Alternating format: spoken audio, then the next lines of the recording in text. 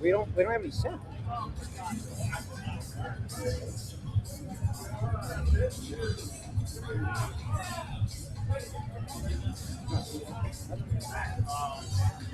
Has it been resolved? How's that? Can you guys hear us now? You good? No, it still says no sound.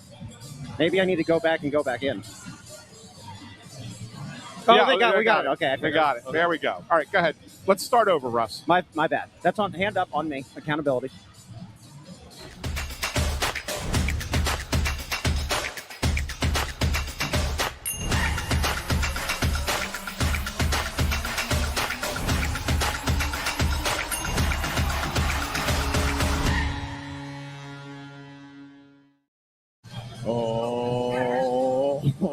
Welcome to the Press Row Show, the #1 rated pregame intermission postgame show this side of the Mississippi, south of the Arctic Circle, north of the equator, and west of Turku, Finland, the hometown of none other than Rasmus Ristolainen. Will Risto play in his final game tonight? Will he see the ice? Will he be here tomorrow? Will he be here after the trade deadline?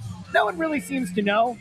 But if this is to be the final appearance of Rasmus Ristolainen here at the Xfinity Mobile Arena as a member of the Philadelphia Flyers, we give him a shout, and we give a shout-out to Turku, Finland. Hey, by the way, I just looked up Frank Saravalli's trade board, and I saw that at number 13, intern Andrew. Number 13. Wow. Number 13 on the board. Well, after what he just did, Yeah. Captain No Sound over. You know what? Have you noticed that he started protesting? I think ever since he's started popping over to the radio show at Chickies and Pete's. Yeah. I've noticed that he's become derelict in his duties here on the Press Row Show. Have we run the young man too thin? Is that what's happening? By the way, Rasmus Ristolainen is in warm-ups, and I expect that he will play tonight. What the? What? Go ahead. Get meltdown. Go do your thing. Get everybody happy. Make everybody happy. Go ahead. This Go is ahead. such a stupid thing to do. I'm going to play. And I'm going to tell you. I want you to do it. Go ahead. Let me just play. There is no I'm going to play the merry-go-round reason- sound There because is it's a carnival no right now. reason on God's green earth to have Rasmus Ristolainen in the lineup tonight. There is not a single thing that will help his trade value by having him play tonight. The only thing you are doing is opening up the potential for him to once again get hurt before the deadline. It's stupid. And I'll also tell you this. I don't know where Bill lands on this. I don't really care where Ant lands on it. But I will tell you that there are people in that press box who will somehow defend it. And if they were to come on camera, they would defend it. And as soon as they get away from the camera, they'd say, what a stupid decision. That's where I'm at. Stupid. What's the value of having Risto in the lineup? Bob, tonight? is it, I'm going to ask Bill. Bill, is it stupid to play him tonight? If you're not close to a deal, because you're still trying to help, you're still trying to win this hockey game. Yes, for your team. Correct. So if you're close to a deal, absolutely, it's stupid Right. to play. If you're close to a deal, then yes. If you're not, you play him. How do we define close? They haven't gotten an offer that they like. So therefore, he's playing in the lineup. He's in the lineup. It's so dumb. It's not dumb. It is. It's not dumb. What's dumb is They are not. They are. No. What's dumb is not playing play. This. What's dumb is what happens in the NBA, and that's why they have rampant tanking in the NBA, and the commissioner's trying to fix it because it's hurting their sport. That's what's dumb. This isn't tanking. This is asset management right before the trade deadline. Stop it. Stop It's it. dumb. They've already said they won't trade him unless they get what they want. Guess what? They're not going to get Jack Diddley for him if he gets hurt tonight. Stupid. It's not They're stupid. they're also not So sit everybody. no. Sit everybody See, this who's is- tradable. Now, Sit you them know all. what? I dealt with your nonsense Sit them all. last night. Call up all the I minor dealt with your leaguers. crap last night. Not doing it tonight. This is not. It's not a smart, crap. This is What's not a crap smart is thing. what you say. This is not a smart thing to do. All right. Artemi Panarin, before he got dealt from the Rangers, what did they do? Was he playing every night? No, because they knew that they were going to trade him. Did they know for a fact? But they had that did they deal. know? They had to, since what had to happen there is they had to know that he was going to go somewhere where he was going to sign an extension, he was going to stay there. Like there was a lot of other things that had to go into play. And there were multiple teams in on it. But when he was just because you hear that, just because you hear that there are multiple teams on him, does not mean that there are. Right, Bill? Yes, and I'll add to that. Right, if you trade a player during the game, he comes out. He comes out of the game. They did it here with Joel Farabee and Morgan Frost. Yeah. Both got pulled in the middle of the game because the deal came down. Yeah. Somebody made the offer. So yes, if an offer comes in during the game tonight, absolutely you pull them out of the game, right? But you do that for another team. You do that because the other team's really close to making the acquisition. And it's like, okay, now we're where we need to be. Now we take them off the ice. If it were this time last week and I were making this argument, I think you'd be totally right to say it's an asinine thought. It is. You are less than 24 hours from the trade deadline. And unless I am to believe, now I'm not going to say Darren Drager's been right because, geez, everybody knows Darren Drager, twice reported trades being effectively done between Buffalo and St. Louis for Robert Thomas and then for Colton Parayko. I'm not saying that the national people are always right. They oftentimes can also be wrong. But when you have the Pierre LeBruns of the world coming out, when you have the Elliot Friedmans of the world coming out, when you have we'll include Drager in that. When you have the national guys all saying, and Bob McKenzie, that there are more and more teams theoretically that could be interested in putting an offer on the table, I don't know why you would run the risk. You are not in a spot. If this were a thing where the Flyers were legitimately trying to make the playoffs with the belief that they could win a first-round series, that'd be one thing. But Briere and Jones both said that they are looking at this for the long term. So let me ask you a question, Russ. So we've discussed this before. If you have national guys saying that there's teams interested, right? Yeah. Where do you think they get their information from? Agents, front offices. Okay. They are information brokers. Right. And so is it possible... sometimes they are used by those respective groups. 100%. Is it possible that maybe somebody from the Flyers says to them, hey, guys, tell them that we got like 4, 5, 6 teams interested because the 1 or 2 teams that we've already talked to, maybe they will up that offer. It's possible. But again, just saying, let me Russ, ask you a question, though. So, let me play the counter to this idea, right? You're saying they're trying to win every game. Bill, you said they're trying to win every game. Fine. Last night, Ant, when I brought up the idea of moving Risto is ultimately going to make them a worse team, you said that he's not a guy who's going to matter that much in terms of wins and losses for this team long term, right? Or for this season. We had that conversation about, is he a 3-win guy? Is he a 4-win guy? And you said no. So if the idea here is you're trying to win every game, well, of course, if you're trying to win the how game, much of a difference does it really make to have him in there tonight? Dude, if you're trying to win a game, you ice your best team.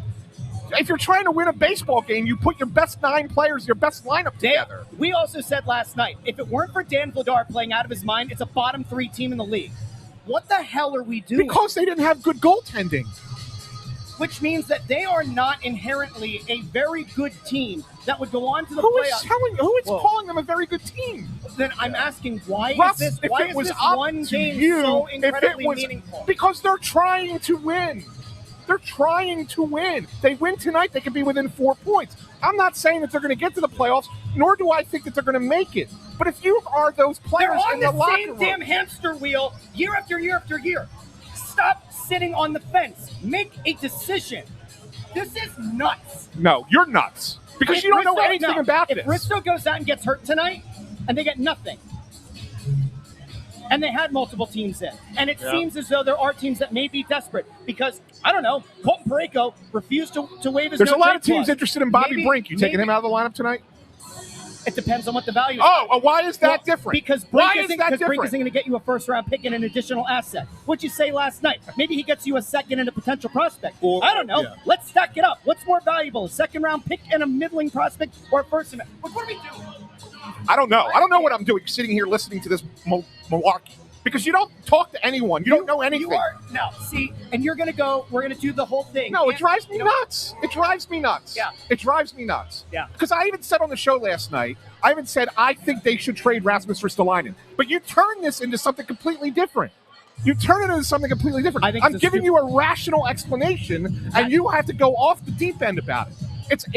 You're the one that's ridiculous, not me. One game. You did a freaking poll yesterday, and in the poll, even though it was 58%, you thought let me do a poll because you thought it was going to be like 90 to 10, and it was going to make me look bad. But when there was 42% who agreed with me, it's like, there are actually rational people out there. I didn't say rational. I mean, listen, you had to think that. Step for advance. There are people. There's a lady in the elevator coming up.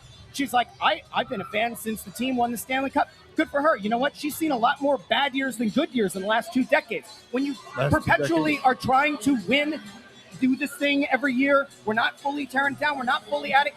This is where you end up, this purgatory zone. I'm talking about one game tonight. Why run the risk? I don't get it.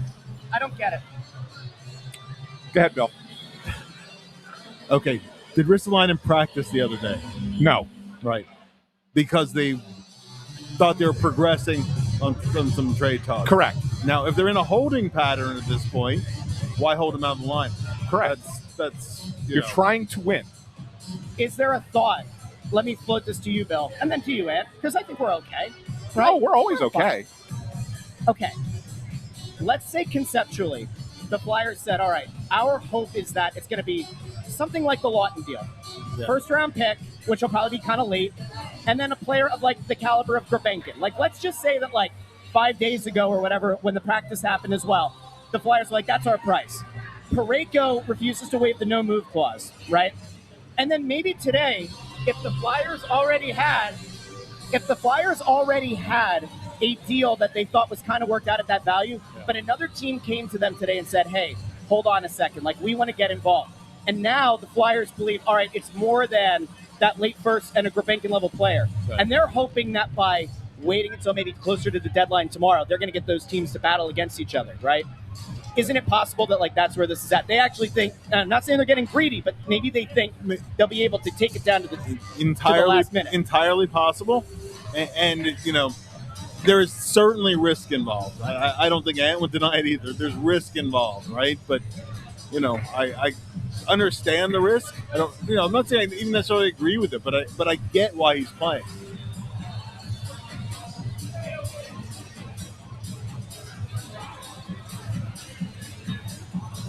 Okay. Do you think the value's really changed? No, Does the Parayko thing actually change the calculus at all for other teams? Well, no. Are there teams that might have been interested in him and they go, I don't know. If he wasn't willing to waive to go to Buffalo, you don't want to go down that road? No. I don't think, and I don't know this for certain, but I don't think Parayko is not willing to move. I don't think he was willing to go to Buffalo. So, I mean, maybe he goes back to the Blues and says, oh, you could trade me, just not there. Find another west somewhere. Yeah, find another deal, right? Like that, but whatever. And here's the thing, because a lot of people were asking me about, now that deal's over, does Buffalo make the same offer for Ristolainen? And they don't want to trade Merca to the Flyers. I don't blame them. If they're going to trade Merca, they want him to go out west. I don't blame them for that. Or Hellenius, for that matter. So Hellenius is certainly okay. Let's play this game, Bill. Based on the Flyers' needs, yes. Hellenius, you would think maybe has that edge. Although some people were really high on Merca in the draft, and a lot thought he was like the second best defenseman last year in the draft. If it were you and you were Danny Briere and you had your choice, you had your druthers, which way would you go? I went to center. Yeah. Because I look at the centers in the system, and while there are some guys who are potentially NHL players, I don't know if they're top 6 NHL players right now. I don't think you can say that with confidence at this point. Honestly, if I had that draft to do over again, and it's not even second guessing, because even going into the draft, I like Hellenius more than I like Luchenko going in. So yeah. But I mean, what I don't understand is why. I mean, I get why you don't trade in your division. Yeah, like I get that. Like I mean, you don't want to trade top prospects within your division, but in your conference, that's a little much. I think Buffalo hurts themselves by having that philosophy. Probably. I mean, really. I mean, if you think that you're a team that can make a run, and you thought like Colton Parayko could help you, or you think Rasmus Ristolainen can help you, why would you demur to something less than that just because you don't want the prospect that everyone now knows you're willing to trade? Well, both. Because remember, Hellenius was the one that was rumored for Robert Thomas. No, but I'm very talking different set of circumstances. Yeah, I'm talking about specifically for the defenseman. Yeah. Why would you sit there and go, okay, well, now I'm only willing to trade that guy to a handful of teams that might have guys available out west?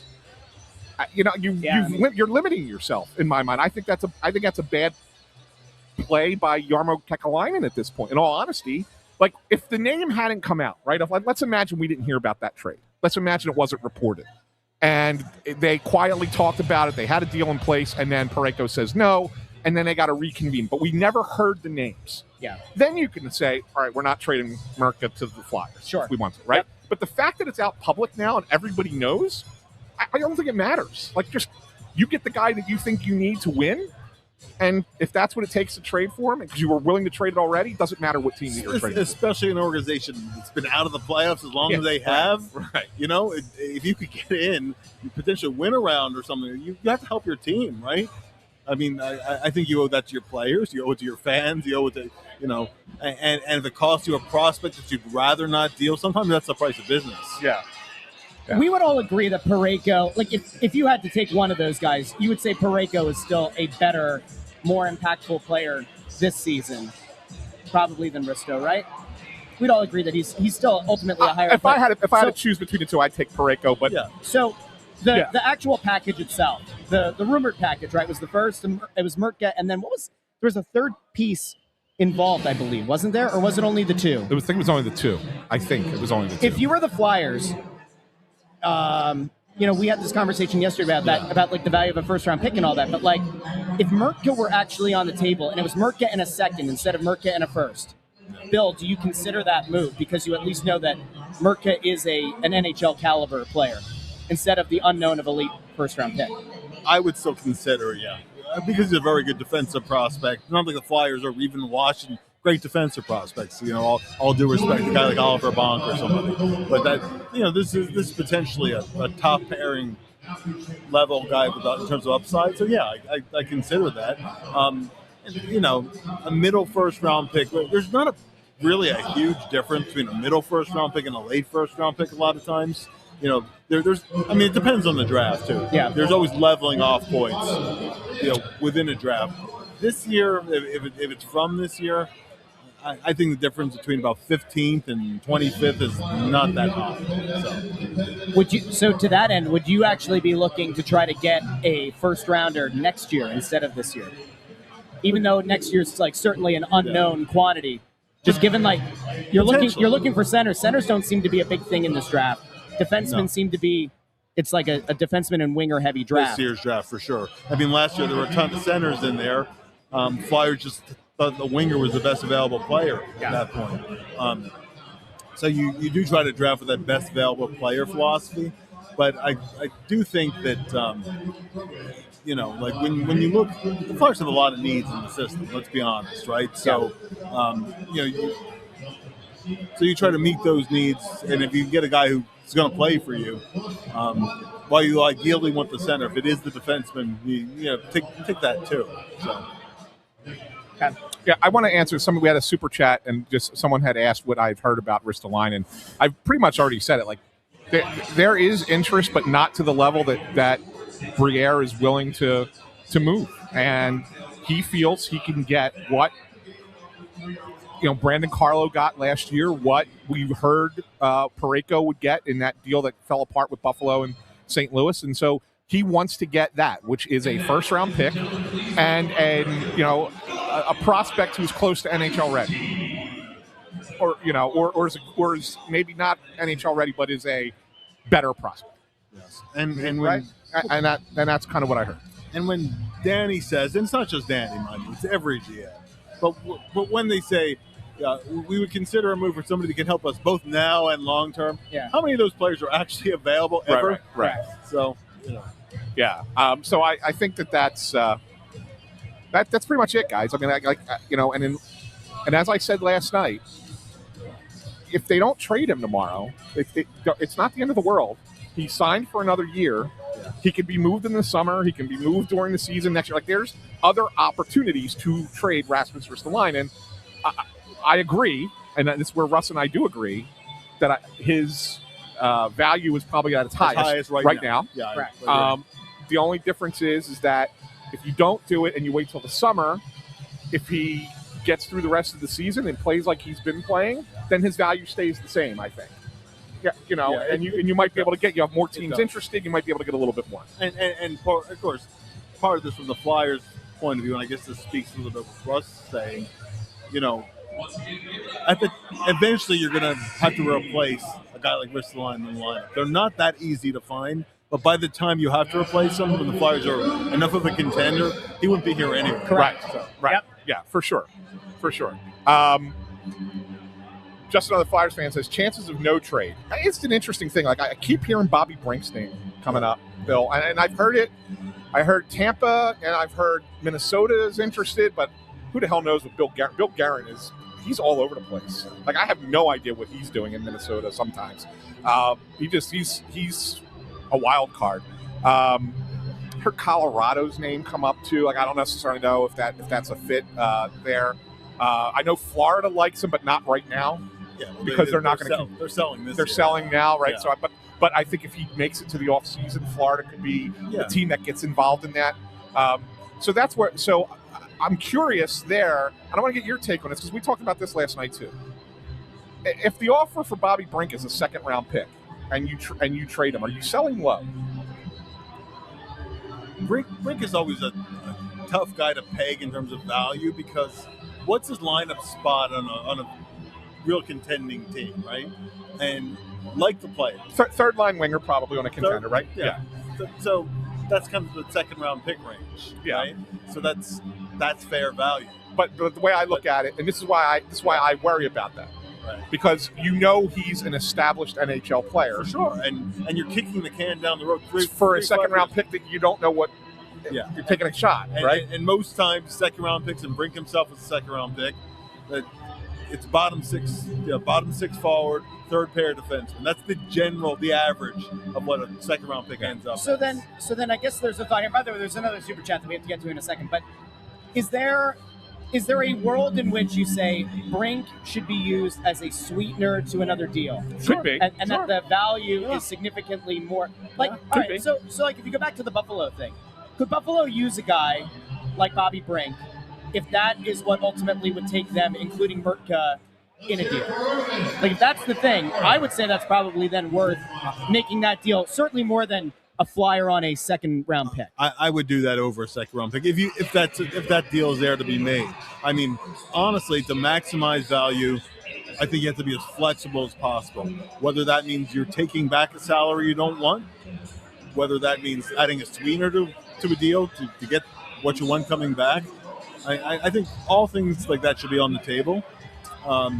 So in terms of, and Brink's a nice player, and he's been a nice player here, and he'd be a nice role player somewhere else too.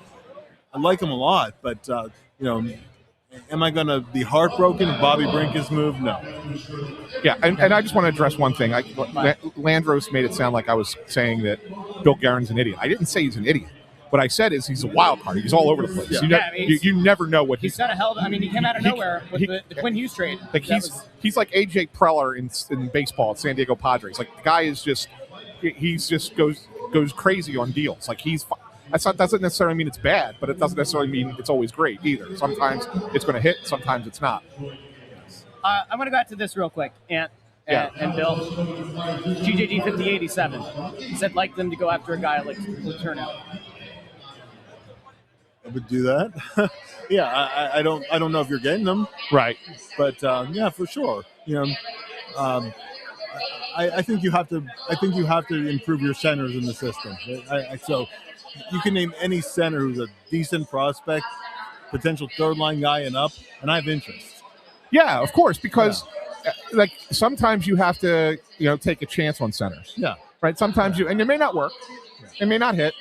But you got if it's a guy who is a top 9 center, you say let's give it a shot.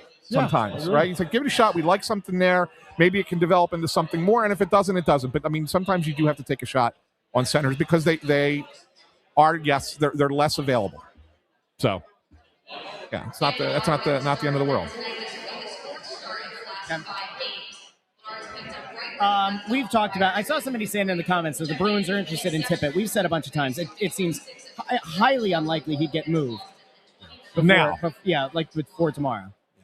Delorier is an interesting one because the Flyers signed up from the Phantoms. And Bill, I don't know how much context you have on the guy that they brought up, but if you want to let the people know. He's been with the Phantoms for the last 5 years.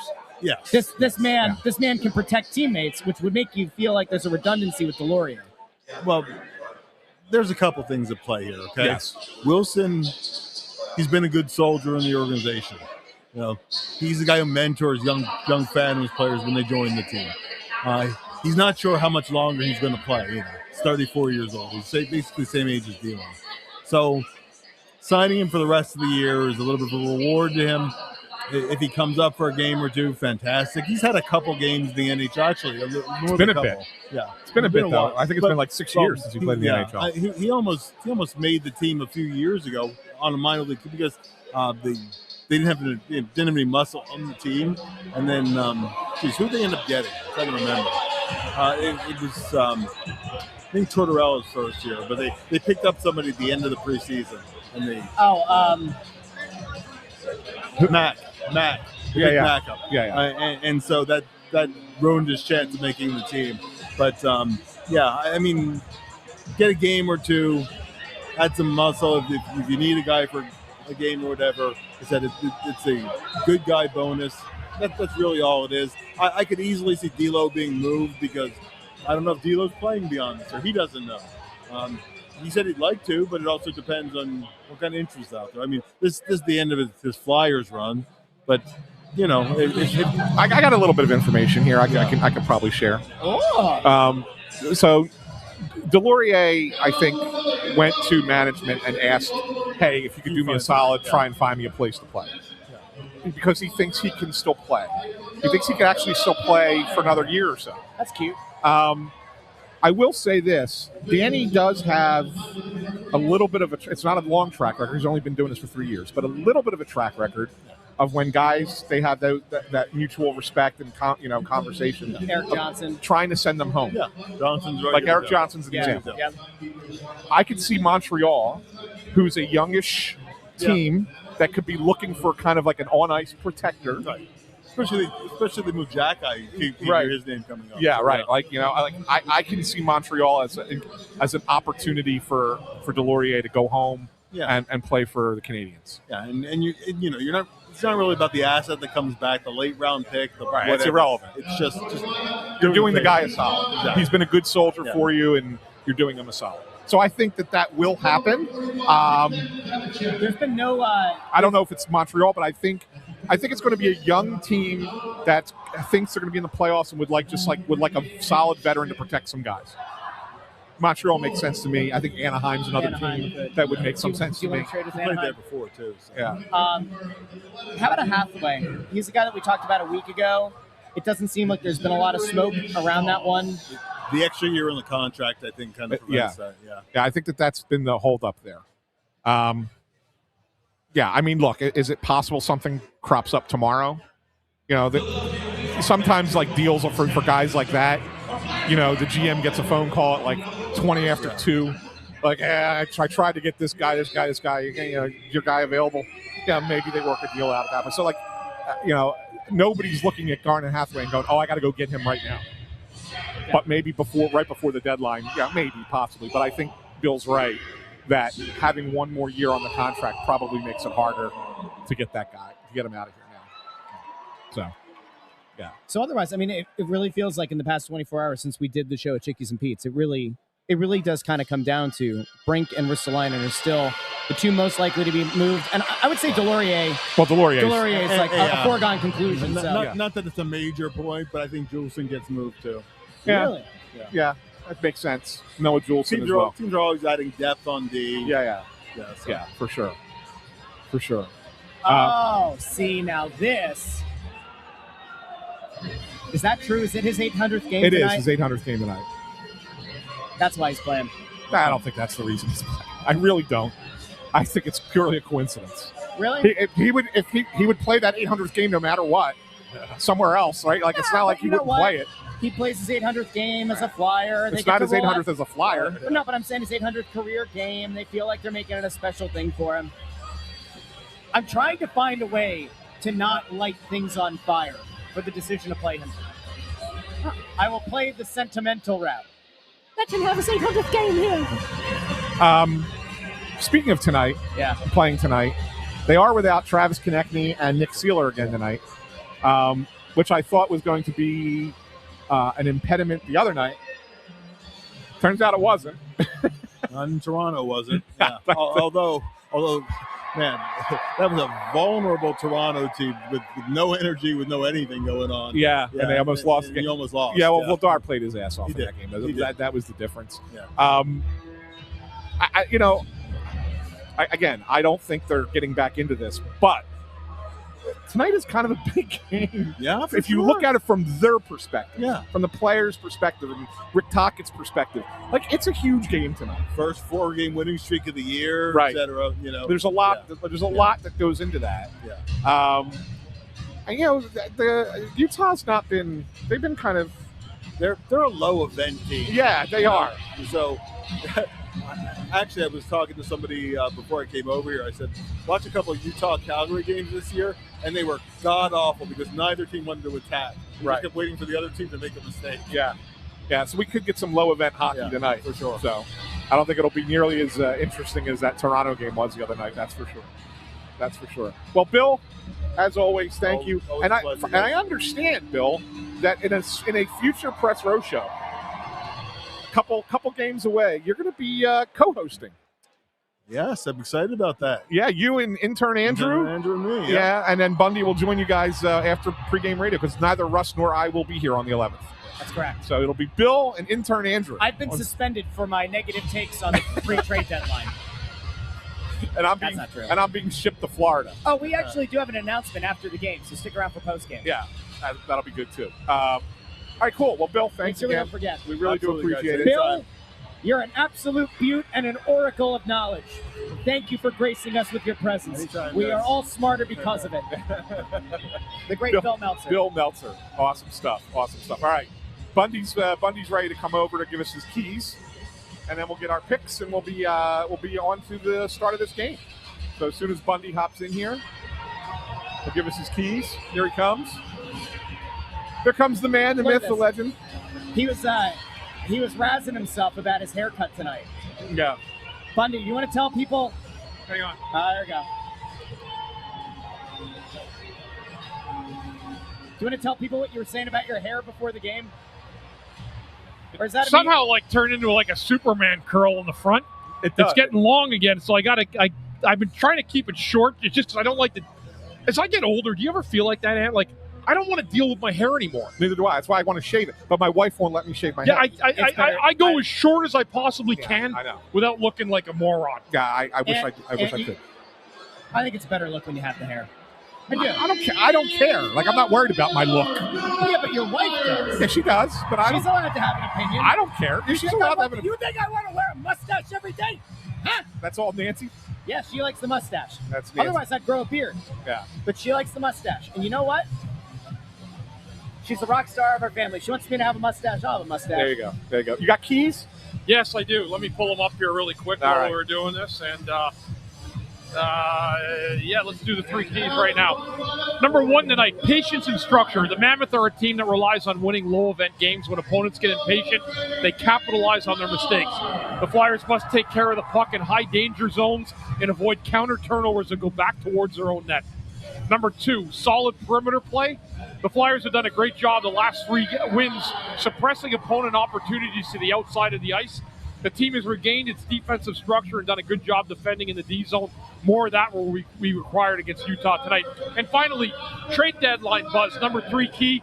Every player gets nervous at the trade deadline, and that will not change tonight. Many players' names have been mentioned, and even though through tough times like this, the players have to put the noise and distraction to the outside and stay focused on the task at hand. That's being a good player for the team that you're currently on, no matter what.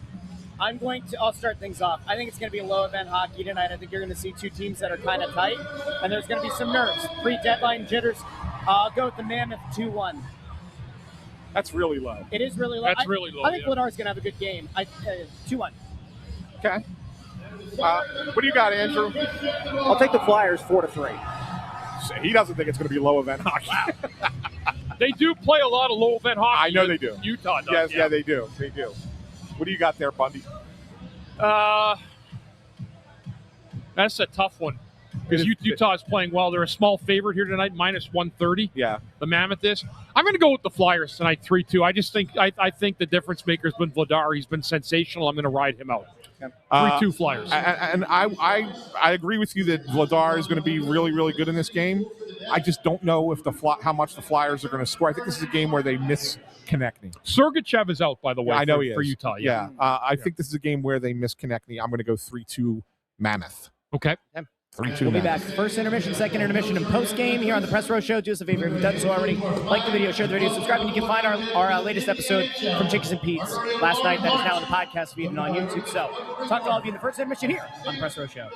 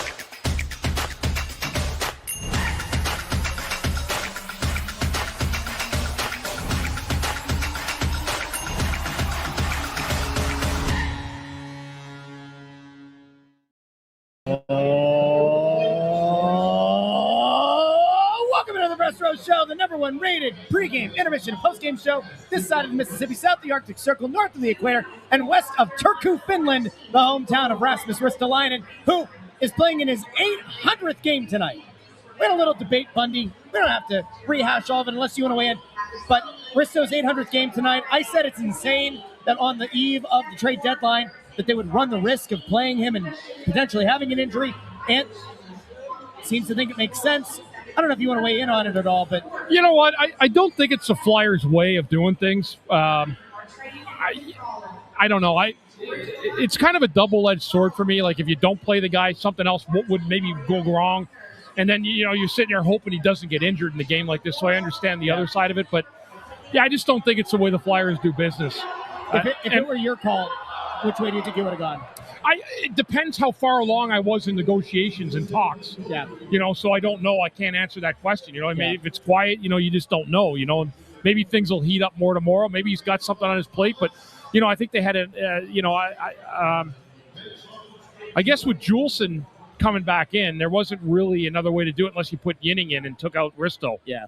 So I don't know what. Yeah, again, but you have Sealer being yeah, out, yeah. It just depends. I think of how far along that negotiation goes and where they're at with it. That would have made maybe a difference. But I just don't think it's the Flyers' way of doing things. Now, that was a decision they made before the game. Decisions that were made on the ice in that period. It was low event hockey. It is. I mean, we were sitting, it was 2 minutes left in the period. It was 6 total shots. I think we ended at 8 total shots at the end of the first period. Not a lot of great opportunities out there. Do we have a reason to believe that it's going to open up in the next 40? No. That's the way the Utah Mammoth play. It's just the way they play. And the Flyers don't mind playing that way because that actually, is beneficial to them too, to play low event hockey. Because they got good goaltending and they have a decent defensive system. And they're comfortable playing a low scoring game. And that's the way they played all year. To be honest with you, I know the game against the Flyers ended up being a shootout. The last time they were in Utah, Garnet Hathaway missed empty net, and then I think it was Keller came down and scored and got the overtime winner as well. So, but that's how Utah plays. I said that in the keys to the game. They play a low event hockey and they wait for you to make mistakes. And they take advantage of it and try to pounce on it. I don't even know what to say. It was sometimes this season we've had games where we said, it's kind of bad hockey. That first period, I don't know if I'd say it was bad hockey. It just wasn't. Neither team wants to give the other team opportunities. Is what it really is. They're blocking a ton of shots. I think the Flyers blocked 7 or 8 shots. Risto had a block early. Yeah, and I went, and you panicked. I did. You went. I said it's like if you watch Bridgerton. Some of you out there might have watched it on your own volition or due to a spouse. But Bridgerton is just like two people looking at each other for an entire season across the room. And deep breaths. That's how I've been feeling every time Risto's been on the ice. Don't want to see him get hurt. Let's see how things play out around the deadline. I'll tell you what, I can't believe the Flyers have done this to me, putting me through this kind of stress. All right, who's not feeling stressed tonight? Intern Andrew. He doesn't feel the stress. He's cool, calm, and collected. Now. Cool as the other side of the pillow. But if Bobby Brink gets dealt, he's not going to feel like that at all. Not at the start of the show. Bundy, when we start, you don't know this. When we started the show, Russ did his whole big intro, and we're doing like the first minute of the show. And there's a little bit of a delay before the people can see the show. All of a sudden, we start seeing no audio, and we're over there looking at intern Andrew. We're like, "What's going on?" And he's like, panicking over there. No, actually, the opposite. I would say that I would have panicked like 2 years ago. But I kept my composure, and I fixed it. Did I not? You did. At this point, he's just kind of like, it is what it is. No, it was just the first 2 years, he'd be like, oh my gosh, I want to do a really good job here. And now he's just like, whatever. No, it was a stupid mistake. I forgot to switch the audio from my laptop to the soundboard. Hey, it's all right. Hey, you got that. It's okay. All right? It's okay to You're not be doing okay. a great job out here. Here's to you, kid. Thank you. All right, so I've been told it is the first intermission, which means it is time for intern Andrew's stat of the night. Yes. All right. So the Flyers coming off of that shootout win against the Maple Leafs. Dan Vladar earns his 19th win of the season for the Flyers, which is third in the NHL among all goalies who are on a new team this year. Brandon Buss is still number 1. John Gibson, number 2, playing his first year with the Red Wings. And it's the most amount of wins that a new Flyers goalie has had in a season since Brian Elliott was here for the first time, 17-18 season. He had 23 wins that year. And then he'll pass that. Yeah, definitely. He should, yeah. Yeah. And then for Utah, Clayton Keller comes into tonight with 18 goals. So once he eventually gets his 20th of the season, the Mammoth as a team will become just the third team in the league this year to have 4 different 20-goal scorers. Wow. The other 2 are Vegas and Washington right now. Those are good stats. That's multiple stats. Yeah, That is good stuff right there. Good yeah. stuff. Taps for you. Thank you. And the interesting thing with Vladar, and look, I'm not trying to tell you that should be a Vezina finalist or anything. I'm not. I mean, he's not that good. But there are 28 goalies in the league who have appeared in 30 games or more this year. Really? Right, 28 who have appeared in 30 or more. Dan Vladar has the 3rd best goals against average. Yep. Behind only Andrei Vasilevsky and Scott Wedgwood. And those guys happen to play for the 2 best teams in the NHL. Yeah, they do. They sure do, yeah. And then it's Dan Vladar. Yeah, it's impressive. Right? He's the easy Bobby Clark winner for the MVP, 100%. 100%. Yeah. It's not 100%. even the season could end now when he'd win it. Yes. And if anybody votes for anyone other than him, they shouldn't vote. They shouldn't have a vote again moving forward. Right. There's no question he's the Bobby Clark Trophy guy. So, but yeah, just that's how good he's been. Can I make a case? By the way, when you vote for the Hart Trophy, just hear me out. When you vote for the Hart Trophy, you vote for, is it 5? 5, yes. Can I make a case that he deserves votes for not first selection, but because of his value to this team? When you have that, like we were talking about last night, this team maybe is a bottom 3 team in the league without him. So, in terms of importance and being most valuable to his team, I think you can make a case that he makes more sense there than stacked up against the other goalies for the Vezina. So just so you know, I'm one of those people who take the voting by the literal definition. And so the Hart Trophy is a player that is deemed to be most valuable to his team, right? So it is what you're describing, Russ. That said, if they don't make the playoffs, like I don't care how important he was to the team, there's got to be guys who are more valuable to their team on playoff teams. So I can't justify it. Okay. I can't justify top 5. I can't justify top 5. You know, but I understand why you say that. I mean, I certainly understand. Just looking at it relative to the rest of his team, I think that there's a case to be made. I understand what you're saying, though. Yeah. Playoffs have to have some bearing on it. Somebody put their Celebrini's a Hart favorite. I was just thinking about him about a minute ago when you started talking about MVP and Hart. Yeah. I just don't know if they're going to be able to take a guy that's got 20 points less than the leading scorer in the league. Yeah, and I know what the importance. He'll get votes. Oh, he should. He's a phenom. He's an unbelievable hockey player. Yeah, he'll get votes. But I don't think he's the Hart winner right now. Not now, no. Yeah. So here's from last year. Here are players that got votes for the Hart, right? That got top 5 votes. Mitch Marner, Quinn Hughes, David Pasternak, Connor McDavid, Nick Suzuki, Alex Ovechkin, Zach Werenski, Kel McCarr, Jack Eichel, Nathan McKinnon, Nikita Kucherov, Leon Draisaitl, and Connor Hellebuyck. So to your point about playoffs and success, it would largely align with the voters. And I voted for Hellebuyck as Hart Trophy last year. Yeah. That was my vote, and he did win it. He won it, yeah. Yeah. So yeah, I mean, you know, and again, I looked at it again from that perspective. I mean, do I think that Connor Hellebuyck was the best player in the NHL last year? I don't. Like, McKinnon, in my mind, was probably the best player. Yeah. But when I looked at the teams and I said, okay, take Nathan McKinnon off of Colorado, they're still a decent team. Yep. Right? Take Connor Hellebuyck off the Winnipeg Jets. And they were a top playoff team. Yeah, they were. Right? What are they? Like, I think that there's a precipitous drop. And so, like, that was part of the reason why I went for it. Not to mention he had a great year, obviously, but I think, you know, you look at things like that, and that's how that's at least for me, that's how I weigh the voting. I gotta remember exactly how I voted. I don't remember who I had 2 through 5. I would have to look it up. It is publicly available on the PHWA website, so people can find it. But yeah, I do remember I did vote for Hellebuyck, number 1. Okay. Anyway, I think it's an interesting conversation. You know, like where do you think Vladar where does Vladar stack up against the other goalies in the league? I mean, the stat that you threw out there about 30 starts and everything is an important one, but like 30 games, not 30 games. starts. Yeah. Where do you think he stacks up right now? I think he's top 10. Yeah. I mean, this season he's top 10. Who's that? Vladar. Vladar. Yeah. No doubt. Yeah, this No doubt. season.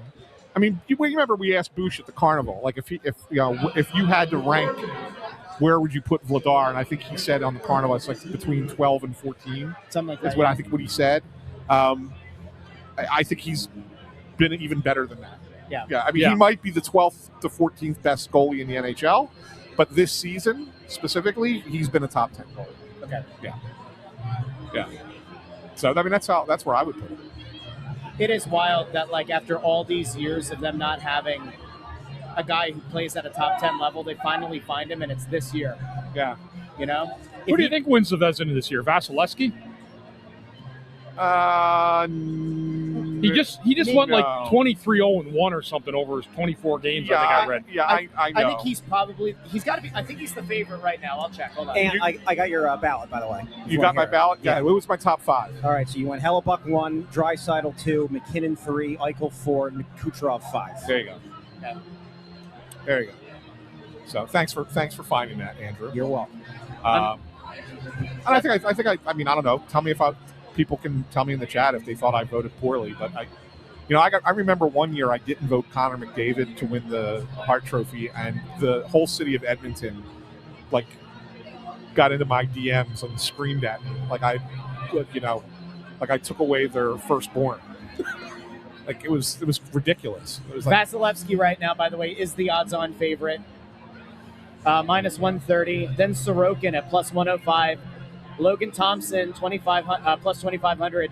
John Gibson plus 10,000. Swayman plus 10,000. Hellebuck and is at plus 10,000. Shesterkin plus 15,000. Then you got Blackwood, Wedgwood, Pottinger. Vladar actually, hold on, 2, 4, 6, 8, 10. He's got the 12th best odds. Vladar. Okay. I mean, Sorokin actually has better save percentage than Vasilevsky. Yeah, he's another good one. I mean, Tampa's just a better team. Yeah. Right? But, I mean, Sorokin's got a better save percentage, so just for what it's worth. Being interesting. We don't get to vote for Vezina. That's not one that the writers have a vote on. So, but we can obviously we can pick goalies for MVP if we want. So, interesting. One thing I wanted to bring up since we have a minute here, I know the Penguins are playing right now. I think it's 1-1 is the score of that game. If I'll look it up. I know that I know that they're in second place in the division at the moment. Obviously, we know that Sidney Crosby is hurt and not playing probably the rest of this month for the Penguins. 1-1 against Buffalo. I just want to go through the schedule that they are in the middle of in March. Okay.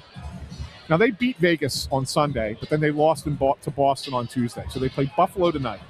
But just listen to this. Remember we talked about gauntlets that the Flyers have had in the past? Yep.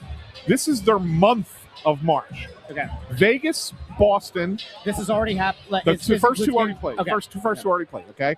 Vegas and Boston, they split those, okay? But both playoff teams. Yep. Buffalo, playoff team. Flyers chasing them. But still kind of in it. Boston again. Carolina on the road, Vegas on the road, Utah on the road, Colorado on the road, Carolina on the road again. Oh God! Then a home against Winnipeg, but this is Pittsburgh schedule. Oh my God! Then they come home to play Winnipeg, and Winnipeg's not a great team, but it's that first game at home after a long road trip, right? Yeah. That could be a trap game. Carolina at home, Colorado at home, at Ottawa, who's still technically in it right now. They may not be by then. Dallas. At the Islanders, Detroit. Wow. How the hell do they hold on to a playoff spot? Yeah, that's going to be tough, man. If they figure it out, though, Well, there might not be a team you fear more in the Eastern Conference. If they're able to fight through that and maintain a playoff spot, that is an unbelievable schedule. That's the kind of schedule that galvanizes a team if you somehow come out on a positive end. Yeah. But otherwise, that could kill them, right? That could kill them, yeah, for sure. And so that's why I think that everybody talks about, like, oh, who you chasing, oh, the Bruins, the Islanders. Not saying that the Flyers are going to get in. But if somebody that's on the outside looking in, whether it's a Columbus or a Washington or an Ottawa, and they're going to get into the playoffs, I think there's a better chance of catching Pittsburgh than there is either the Islanders or the Bruins. Yeah. Because of that schedule and no Crosby in the lineup. Yeah, it makes a lot of sense. I mean, that's a daunting schedule. Right? Crazy. How'd you find that, Ant? What made you look for that? I was just kind of like, I like looking at schedules. I'm big into schedules. Like I like to look ahead and see who teams are playing. And when I was looking, I was like, look at this schedule. Oh, my God. And I kept going. And I was like, this is like 19 straight games that are brutal. And brutal. And it's almost like every other day. They only have one time where there's more than one day off in that schedule. It's a 2-day break. Everything else is either back-to-back or every other day. You know, it's kind of wild, too. Like, you think back to the trade that Pittsburgh and Edmonton made. Yeah. The swap of Jari for Skinner. Yeah. Right? And on the surface, you would look at that trade and say that Pittsburgh got the better end of it. I think we'd agree. Probably. Right?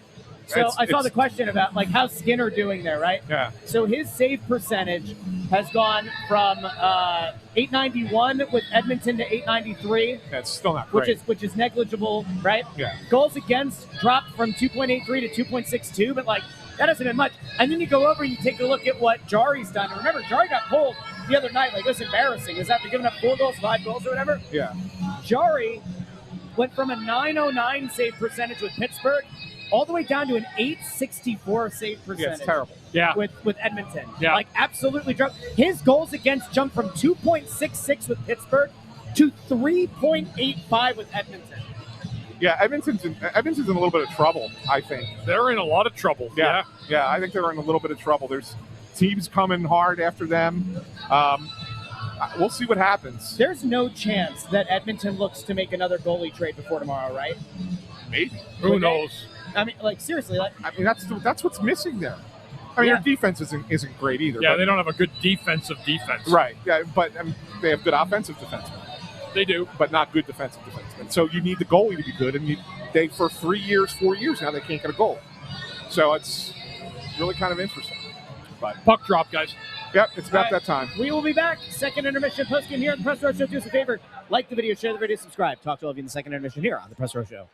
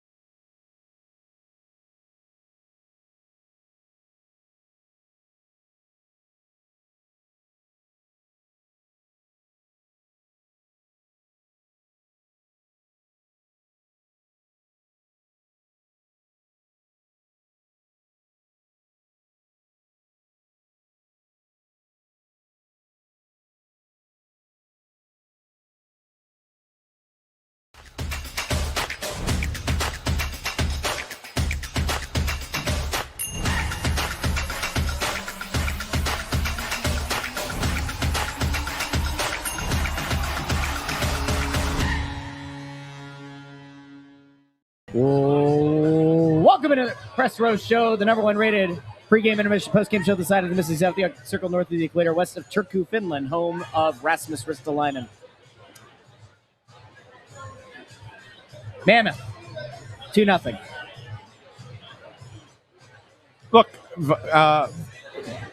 Vanecek's made a couple of really great saves in this game. He had one in the first period on Bobby Brink. We didn't even talk about that. And then he made a hell of a save on Noah Cates there in the second period as well. Not trying to say that that's an excuse or anything, but it should be noted that the opportunities that the Flyers did have were taken away by the Utah goaltender. He's played really well. Yeah, he has. Really, really well. Yeah. All's quiet so far tonight. I haven't seen any trades come across through the middle of the games or anything. No. Not just from the Flyers, but anywhere around the league.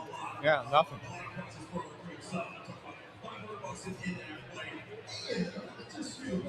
All right, Russ, what do you got? Flyers are trying to win this game. Intern Andrew, trivia time. Let's go out to the young man. He brings a smile to everyone's face, and I think he needs to save us from this game. Intern Andrew, trivia time. Gentlemen, we didn't do this last time, or I think the time before. We got to play him onto the show. Prepare your instruments. Prepare the pre-trade deadline instruments. You ready? As I'll ever be.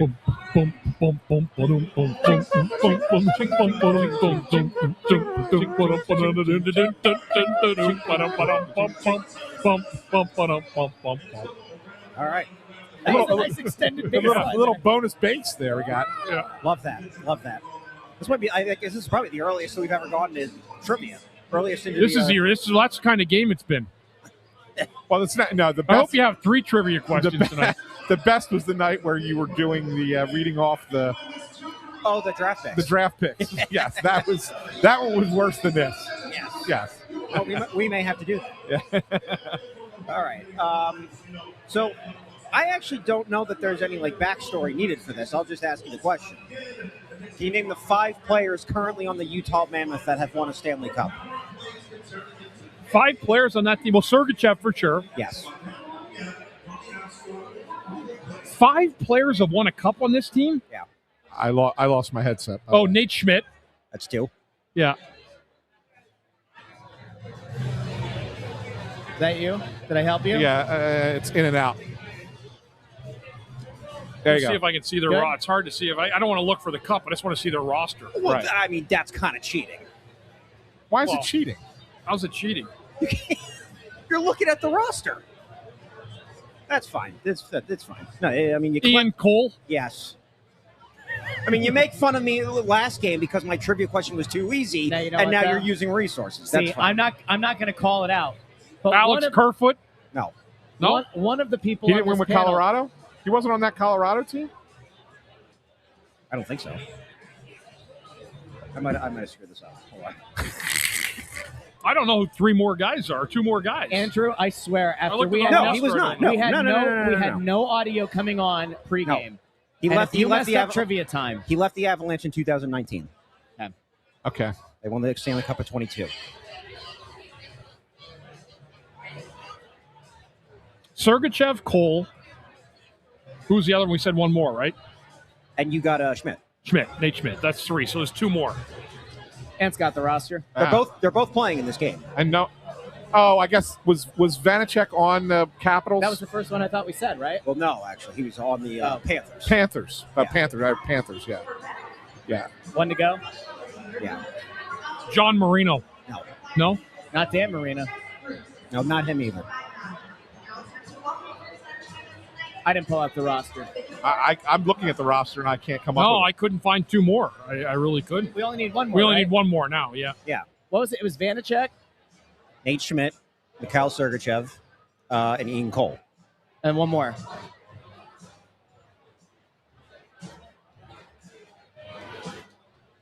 I got nothing. I don't know. I'm literally looking at the roster. I know. I looked at it too. I couldn't find. I couldn't even- I wouldn't even got find Vanecek. another guy. You give up? Yep. Kevin Stenlund won with the Panthers in 24. Wow. Played in all 24 playoff games that year for Florida. Wow. Did he really? Really? Good for him. How many playoff games did he play? 24. How long has he been in the league? I don't know. All right, hold on. Let's look that up real quick. Because there's a reason I asked. I know why. The reason No, don't you dare. Don't you dare ruin the bit. He debuted for the Blue Jackets in the 18-19 season. 18-19 was like 200 years ago. Just kidding. 18-19. Feels like it. So he's played 24 playoff games. Just that 1 year. In one season, 24. Yeah. That it happens to also be 24 more playoff games than Rasmus Ristolainen has ever played. 800 career games. The one though 13 seasons in this league. Yeah, I had no idea. And playoff Risto has never played in the playoffs. And if he's not traded, he will finish up his 13th season. It's crazy. The guy that I was thinking before that had never played a playoff game and then went on to win a cup was Ron Hainsey with Pittsburgh. Yeah. He played a ton of hockey games. Can you find that out, Andrew? How many games he played before he got a playoff game?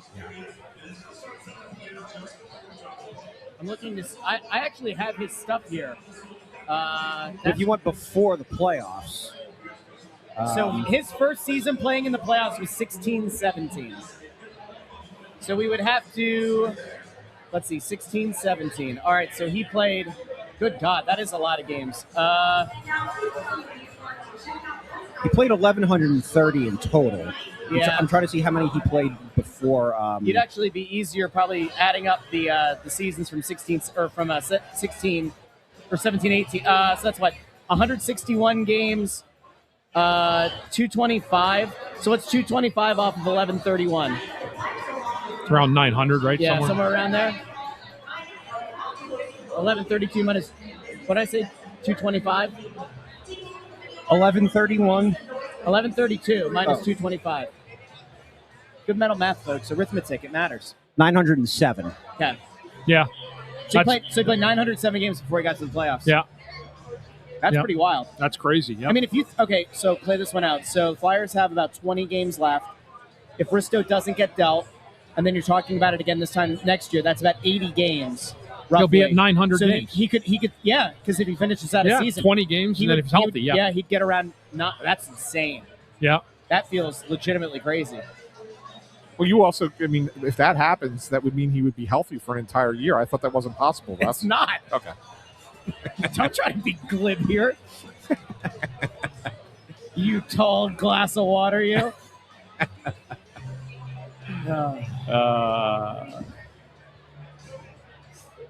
Well,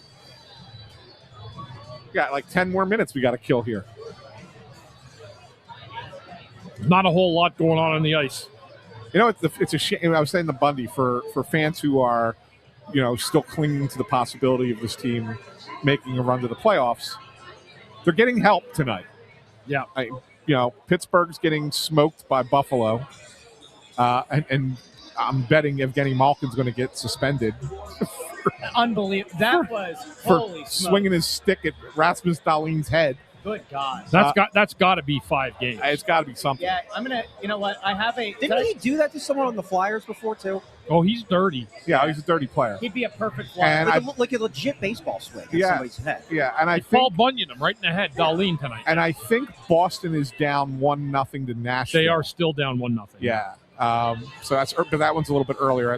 That's down in Nashville. So. All right, here we go. I can actually show that to the people. Did I tell you I figured out a workaround with YouTube? Okay. I did. So we kind of have a way to be able to show things. We just can't play it as like consistent video. What? Before you pull it up, yeah. Joe Papel just made me laugh. Yeah. He said, "Will Jackie Spiegel be traded to Toronto for Steve Dangle?" Who's Steve Dangle? He's the guy who had that meltdown about Austin Matthews. About the guns and tanks. I've never heard of him in my life. Yeah. No, I showed you the clip. The one I know. Yeah. He had a brutal meltdown. Yeah. That guy. That dude. Yeah. All right, so... Grinelli just followed the show account on Twitter. Who followed the show account? The Chicklets producer just followed the Snow the Goalie Twitter account. Which guy's that? The producer, Mike Grinnell.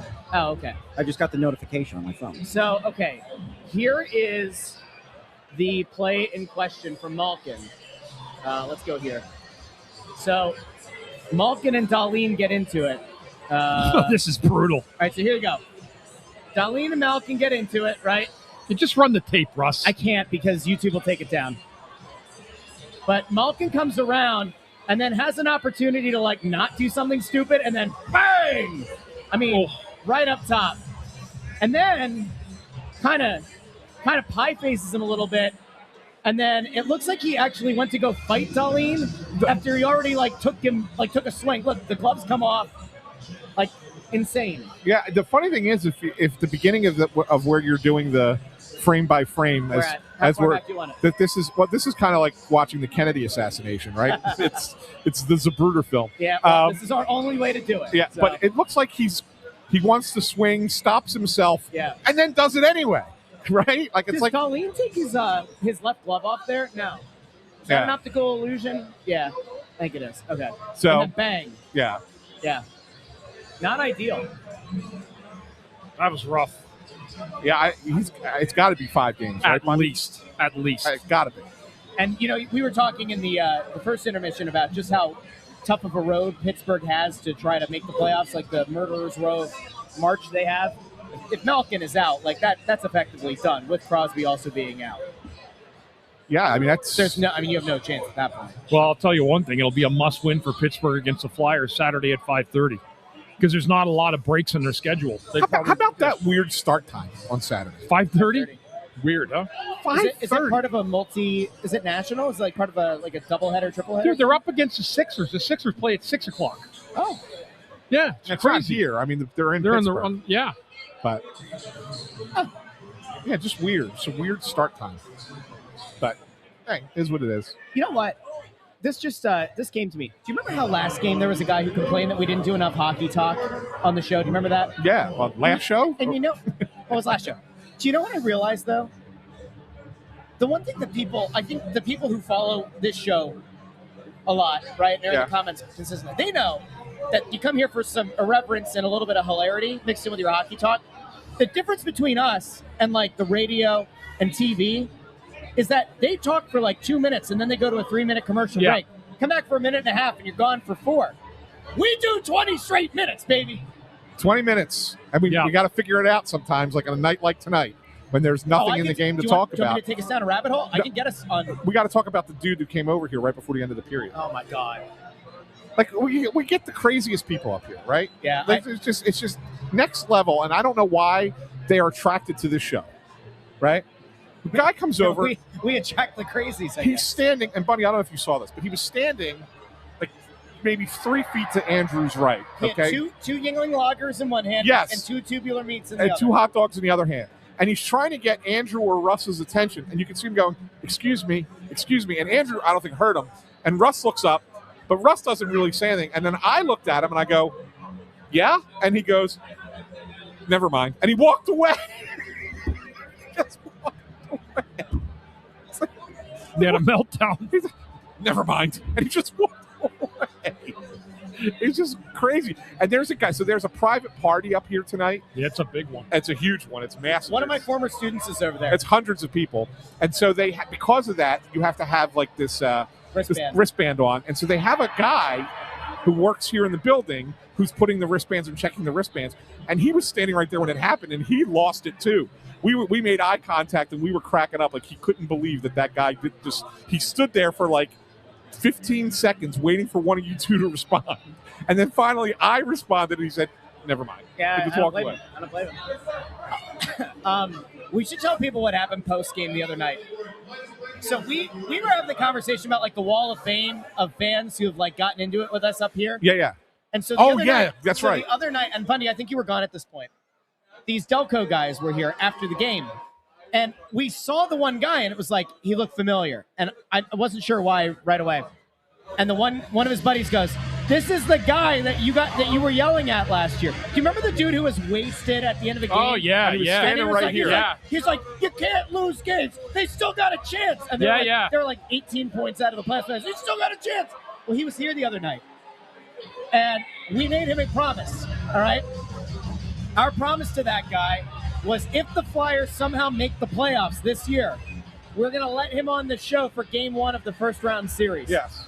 Okay. But it was hysterical that we had just talked about, right before that, we had just talked about our favorite people who've come up here, our memories of great, crazy things that have happened up here. And of course, he's one of the all-timers. and then he just happened to be here. Yep. And he was the guy that yelled at Russ.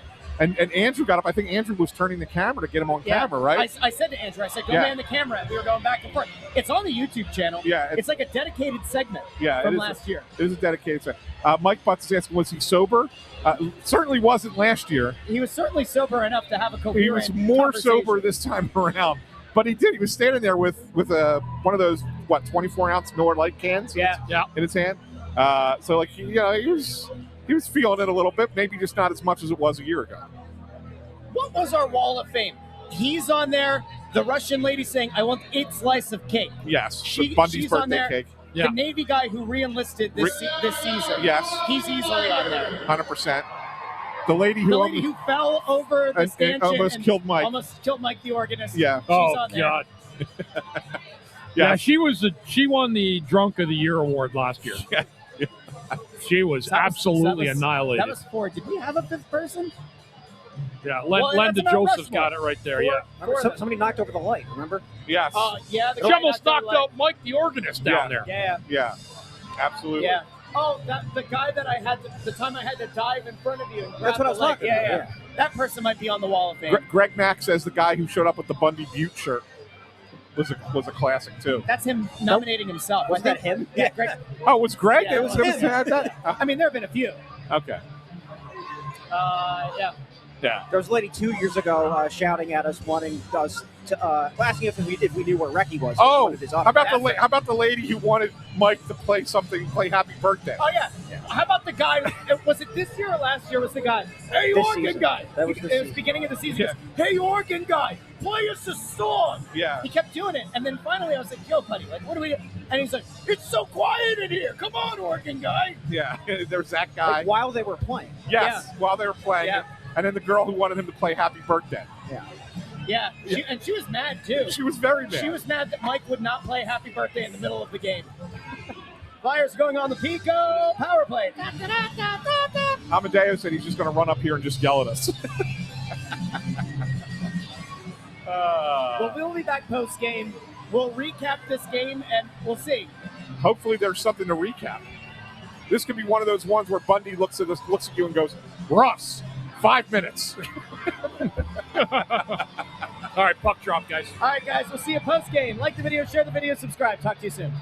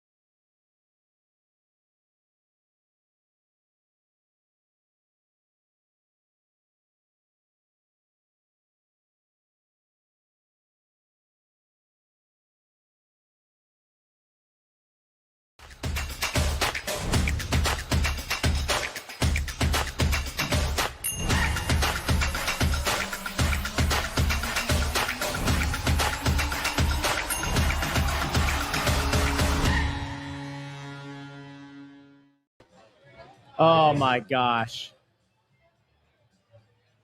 Russ, let's keep this to 5 minutes tonight. What's up with the camera? Did somebody hit the camera? I don't know.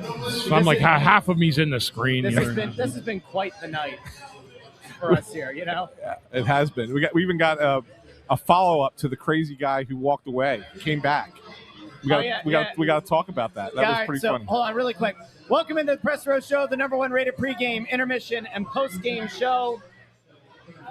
This side. I guess it is this side. This side of Minnetonka, Minnesota. North of the equator. South of Montreal. West of Turku, Finland. I managed to figure out the hometowns and incorporate them of Bobby Brink, Nick Deslauriers, and Rasmus Ristolainen. This may be each and every one of their final game, or maybe the Flyers make no moves, and they're all back here pretty soon. By the way, I got a little something for you. Remember we were talking about how ridiculous it would be if Buffalo thought that they were a contender this year, that they would not give up a prospect just because the team is in the Eastern Conference, and they would settle for lesser. Yeah. They just traded with the Winnipeg Jets. Luke Schenn, right? Logan Stanley and Luke Schenn. Well, there goes Risto off the board for that one. Stanley and Luke Schenn to Buffalo. Yeah. So that's it so that closes the Buffalo door. What was the return? It hasn't said yet, but it just happened. So, just saying, that's to me, if you're I don't know what the return is. I have no idea. But if you're Buffalo and you think, well, we made ourselves better by adding Logan Stanley and Luke Schenn versus, obviously the Parayko thing falls through, or Erasmus Ristolainen, and the reason that we did that is because we didn't want to trade with a team in the Eastern Conference, you didn't do yourself a favor. And I'm not saying that in sour grapes. I said it earlier, right? I mean, I don't understand that if you're Buffalo. Yeah, it doesn't. Risto's a better player than Luke Schenn. Than both of them. And Stanley, too, yeah. Yeah, he's better than both of them. I don't know. And I don't know. We have to wait and see what the deal was. But, yeah. Well, that's the end of that then. So Buffalo's pretty much done for defense. Yeah, they're not going to add a defenseman. No way. Another defenseman. So, I can't imagine their fans are thrilled with that, to be honest with you. No. So Buffalo's a scary team, though. Don't sell them out. They're good. They are good, but I don't know if they needed help on the blue line, and I'm not certain that what they did was the answer. Yeah, but they are interesting to see the return on that. Yeah, I'm going to be interested. I am going to be interested to see what they gave up.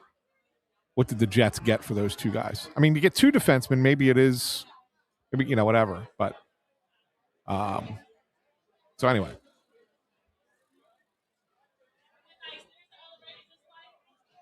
So now I'm reading Buffalo's out, but Carolina's in on Risto. That's allegedly. The question is, what does Carolina have, and what are they willing to So give that's up? the thing. So I was told the same thing earlier, and I mentioned it to Russ during I think it was during the second period, right? From what I was told, that they checked in today, they called today, but I'm not certain that Carolina has anything. They have Dallas's first round picks because of the trade for Rantanen. Their prospect pool is weak. Their best prospect is a winger. I don't think they have a center or a defenseman that you go, oh yeah, I'll take that guy. I don't know. I don't see it with Carolina. I know that they're interested, whatever, and that's fine, but I'd be surprised unless you're getting a slew of picks for whatever reason. But I don't see it. Yeah, I'm not seeing anything on the return yet. I'm just trying to browse through X. Yeah. So Vanacek made 16 saves tonight for the shutout. He was really good. He made some key saves. Look, it's only 16 shots. I know it's not a lot, but the saves that he made were big ones. And the reason I say that is because the way that Utah plays, they don't give you any room. They don't give you time. They don't give you space. They're on you quick. They are when we talk about low event hockey, their defensive structure, right, Bundy, is pretty solid. Straight through a game. And then whenever there is a small breakdown and you have that moment, then you need the goalie to come up for you. And boy, did he ever come up for them a handful of times tonight. He made another great save on Carl Grunstrom in the third period that should have been a goal, and he just was right there, man. Like he had a strong game for them tonight. That doesn't matter. The Flyers were toast in this game. I don't think they had anything to match the defensive pressure that Utah played. But the few opportunities they did have, Vanacek was the answer. So we're going to do this in silence. Is that what we're doing? What do you want me to say? There's not a whole lot to say tonight. Yeah. I mean, it's a terrible game. Yeah. Got nothing. What would you like me to say? I just didn't know if you have it. You know how I feel. You know how I feel about this. Yeah. Well, okay. This. Like you're getting flabbergasted that Buffalo made a trade with another team. No, it's not even that. No, I'm not flabbergasted about the Buffalo trade. Oh. Thinking about this game and like what we saw. Okay. And it's not a good team. I don't know. I don't know what to say. Okay. A frustrating loss because you see, like Anthony mentioned, it. You got Pittsburgh. Pittsburgh loses. Boston's losing to Nashville 3-1 last I saw. Yeah. So they had some help there in the standings tonight. And this is really a game that would have made it interesting. If you get to within 4 points, you get really, really interesting. Right. It's just that, like, if you like the people who, and I'm not going to criticize anybody who's like looking to this and they're like, hey, make the playoffs. You know, I'm sick of watching losing. I get it. I was 100% on board first half of the season when it felt like this team really had things going the right way. Vladar was playing out of his mind, and you just go, hey, feels like this is going to be the year they're going to make the playoffs. We're going to finally get to enjoy that together as a group. And I let myself fall into that trap, and they're not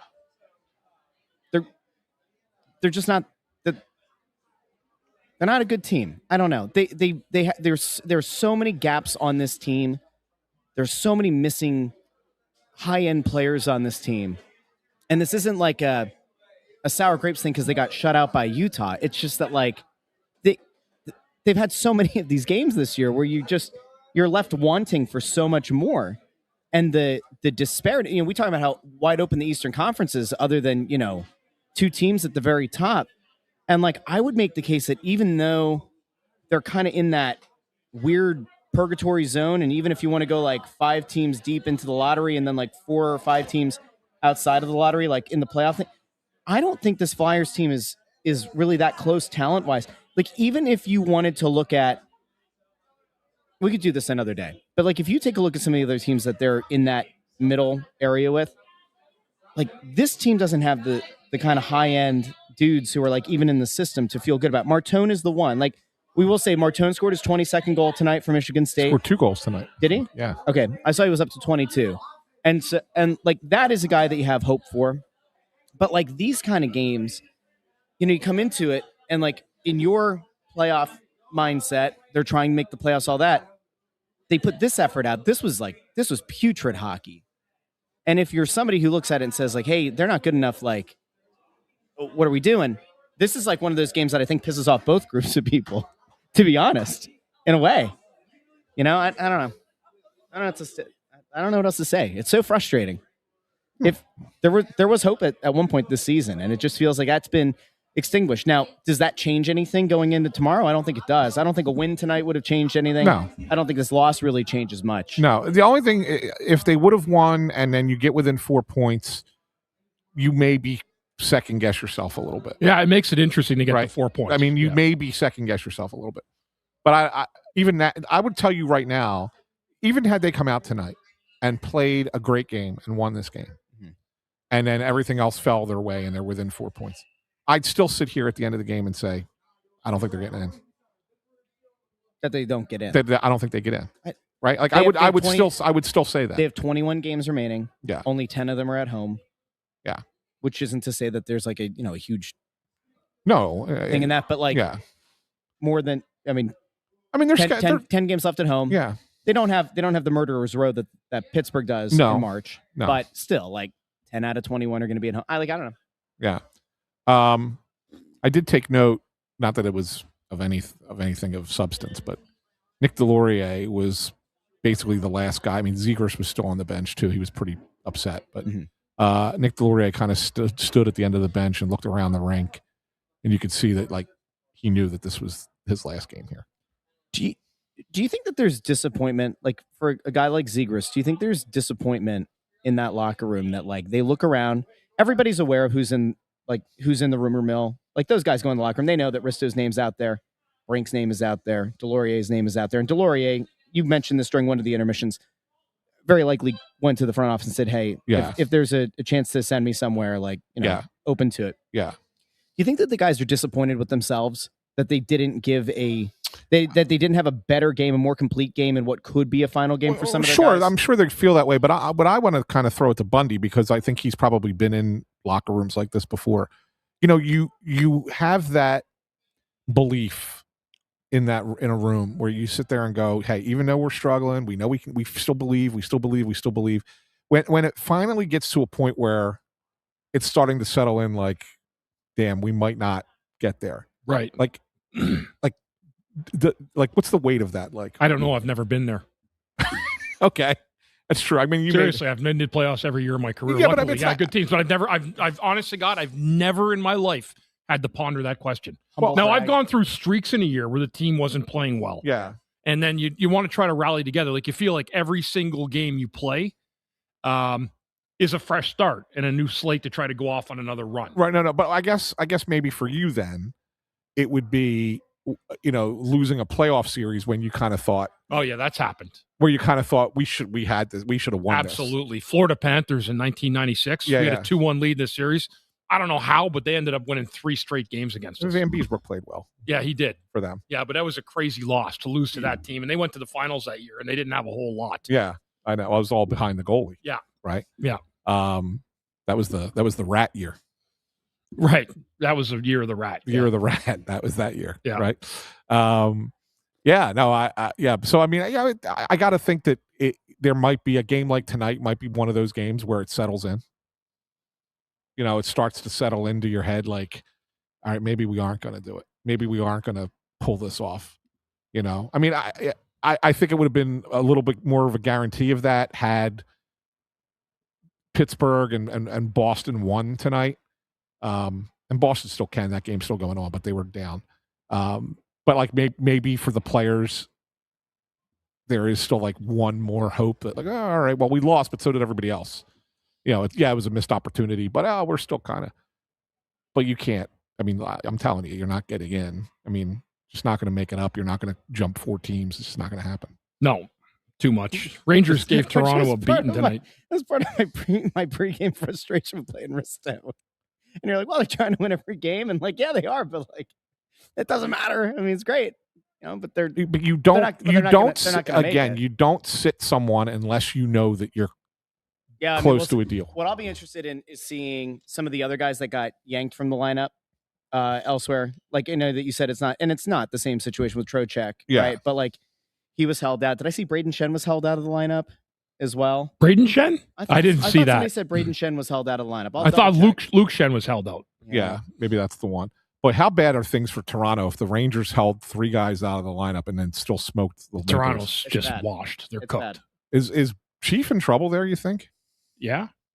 I would have to say so. Yeah. Yeah. There's a lot of expectation there. They brought him in to turn the corner, and I don't think it's his fault. I just think they're a deficient hockey team. I think they have no good defensemen. Right. I think they have a lot of issues. I mean, if you want to start talking trades in Toronto, the only 2 guys I wouldn't trade are Matthews and Nylander.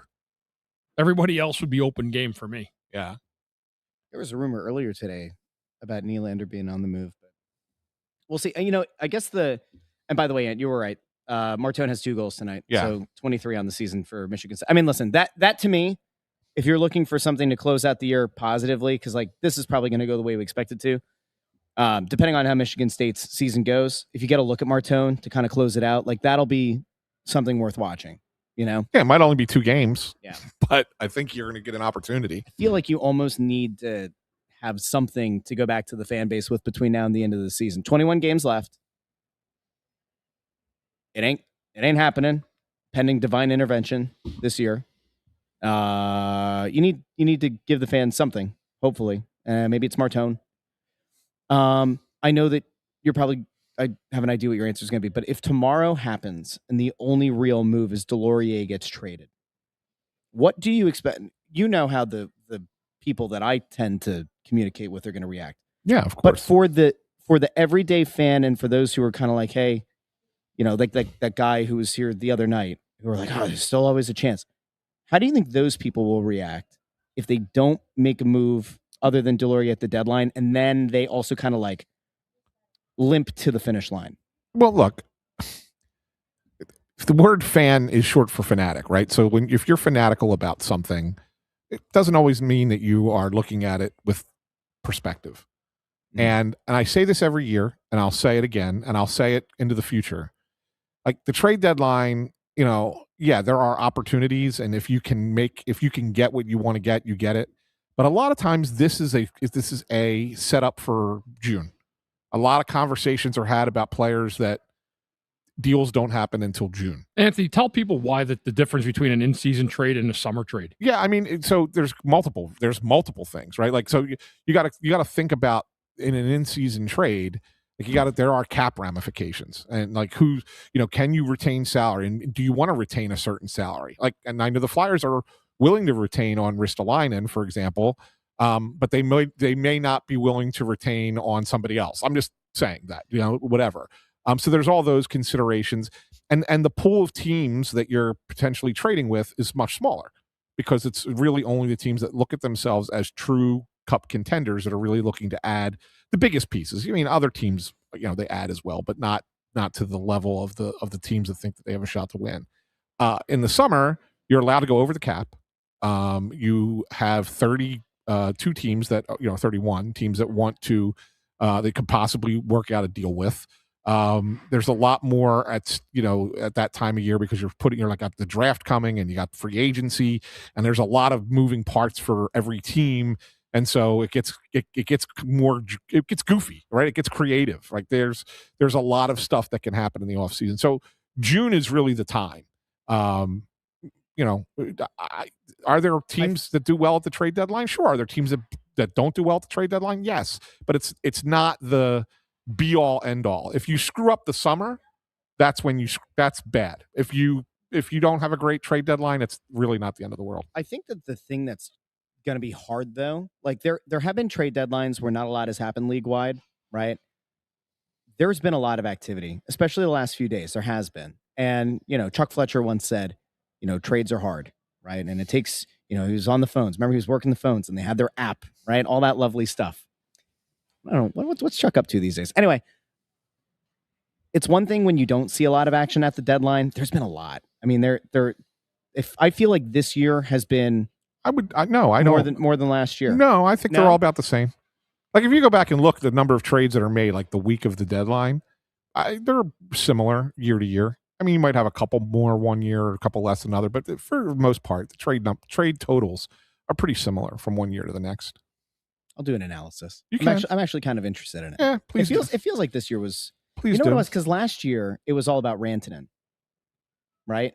That was the deadline was being held up on what was going to happen with the Rantanen situation. You don't have that this year as much. Like you don't have like a bona fide stud. Yeah, really available. Hey, Tony Booby. Were you going after Tony, my buddy, Tony Louie, who said that I'll have a different excuse in June, so stop it. Obviously, he doesn't read what I write, right? Like I literally the other day, or was it last Wednesday when they lost to Washington, and I said they're going to miss the playoffs for a 6th straight year. They absolutely can't for a 7th, and the GM and the executives are on the clock now, right? Like you're on the clock. Yeah. I mean, I don't know how much more I have to put that out there. Right? Like you're on the clock now. The problem is again, and I say this all the time, is everybody wants instant gratification. Sometimes you have to have at least some level of runway that you give a new regime to get to where they need to go. And I would sit here and I would say to you, find the trades that Danny Briere has made so far that have been a disaster. There haven't been. Most of his trades have been really good trades.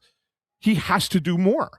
And whether you look at it and say that's fair or not, going forward from this point forward, he has to do more for this team to get better. So that's where you're at. To sit there and say that the trade that stands out is the one where his back was kind of against the wall. I don't know what else he could have done. It was the Gauthier trade. Yeah, he couldn't do anything about that. That wasn't his fault. Think about that. Like, it just wasn't. That was related to so many other things and other people that had nothing to do with him personally. And he did the best that he could, right, with that. Like, he didn't want to trade Cutter Gauthier. There's no question. Yeah. You know, I mean, what are you going to do? I mean, sometimes that happens in sports. Guys force their way out of teams. It happens all the time. That one, you know, that one hurts. I mean, it hurt. Sure, it hurts. Sure, it hurts. But when you look at it and sit there and go, was it a terrible trade? Like, did the what he got back, was it terrible? I don't think so. I mean, you probably could have gotten. You would have gotten more had it been, you know, not such a contentious situation. That kind of made it worse. But I mean, for what it was worth, he got decent return. Right? So, I do have one bit of good news. Should we do good news? Hurry up, because I got my son waiting for me. Well, then go. You wanna No, go? it's all right. I'm only... All right, so here's the news. Russ likes to talk to. He just wants to hear himself here, Yeah. so I got to listen to him too. This is the news. We'll be back next year. That's what I said. It's not that big a deal. It is a big deal. Yeah. Despite the fact that this has been quite the experience. Press Row Show. We'll be back for potentially 3 years. Yeah. By the way, Tony, my website is free. You don't have to pay for it. Here we are giving good news about the Well, show he's sitting there saying he'll pay for my stories once he gets a 6-figure salary from Comcast, because he thinks that Comcast pays me a 6-figure salary. You know what I saw tonight at the game here? Yeah. I saw Donald Brashear and Matthew Barnaby. Brashear is here? Brashear's here and Matthew Barnaby. They're here for Friday night fights tomorrow night. Ah. That would have been a good get. Like, if I would have known they were here. That would have been a good Brashear on. Yeah, they came in late and they just got here and they were hanging out with all the alums. Well, I would have liked to have Barnaby. Like, Barnaby's a good dude. We would have never had him on the. He was a pain in the ass to play against, though, right? He says to my son in the box, he goes, "Yeah, your dad beat me up." So, yeah. Hey, good guy. Real Good guy. fast before we get out of here. What did that? So that guy came back during the third period, and he wanted to talk to intern Andrew. Andrew, what was the question that he asked you? Well, in his defense, it was a really good intellectual question. It was, how many beers does a Newport subtract? Which is basically like, if you have 4 beers and you smoke a cigarette, are you less drunk? And I was like, no, I don't think it works like that. I think that's a myth. But you paused and you're like, well, I don't know. Scientifically, I don't know how to prove that. No, I said scientifically, like, there's no actual evidence saying. I don't know. When I used to drink, which was many moons ago, if I had a good amount in me and I had a good, nice dart, it felt like I was twice as liquored up as I was. Yeah? Well, it actually multiplies. It doesn't subtract. Yeah. But I like that we ignored him, and then he came back because he just had to ask that question. He had to ask it. Yeah. Like, he was committed to the. He was, and you could see, like, the first time, like I said, he walked away and he went, never mind. But you could see on his face that he really wanted the answer to that question. And then he came back and he asked, but he didn't want to know from Russ. He didn't want to know from me. He never even looked at Bundy. He looked at He intern wanted to and know was from like, he's like, Andrew. this dude looks like a smoker. That's what he thought. Never smoked a cigarette in my life. Look at him. Neither have I. That makes 2 of us. Come on, boys, live a little. I haven't either. Never have, Bundy. Never once. Good stuff, guys. Never once. Hey, real quick, last question I saw here from Ryan. It says, is there a trade deadline show tomorrow? I guess it depends on if the Flyers do anything. I don't know. I don't know if we'll have a show. I will be over in Voorhees tomorrow. Okay. So I'll be I know the stuff out. Flyers have a late flight tomorrow. They're not leaving till they usually leave at 2:30. They're leaving at 4:00 for Pittsburgh to give them time past the deadline. Yeah. I will be I'll have a show. If we have one as a group, No. we'll put it out. But Yeah. I'll, Of course, Russ will have a show. I'm doing a show at 10 a.m. like I always do every Monday, Wednesday, Friday over on the Rustro Show, and then I think I'm going to do one around the actual deadline itself later in the day. Yeah, and hopefully the Flyers will do something. Make sure if you watch the Russ Joy show tomorrow, you put your earplugs in. That's right. So put in the earplugs. Yeah. Yep. Bury your head in the sand and tell everybody everything's going to be fine. The Anthony SanFilippo methodology. All right, everybody. Lovely night.